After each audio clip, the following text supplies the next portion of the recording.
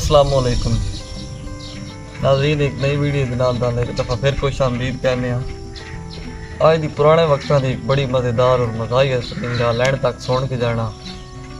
And उत्ते एक बड़ा खूबसूरत मैसेज भी है तुहाडे वास्ते।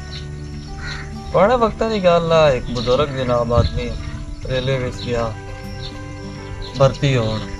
अगे भर्तियां कुछ इस तरह दी होंदियां सन, सिविल बंदे भर्ती कर लैंदे आ, समझ आई।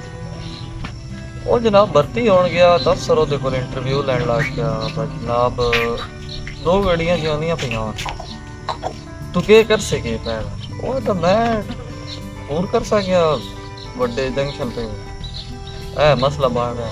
और तेरे को फोन भी ना आया तो फिर तेरे अलार्म जो संगया और तेरे को अलार्म भी ना आया तो फिर देख की हाल है। मैं अपने निक्के बच्चे घर जाके दस संगया वो अफसर आदा एडा तेरा निक्का बच्चा इंजीनियर का बच्चा आया के पता होना आदा कुछ नहीं, बस हम गड्डियां भिड़दियां भी बड़ियां सोहनियां लगदियां, मैं जाके दसांगे मैं पुत्र वेख लै ऐ समझ आइए।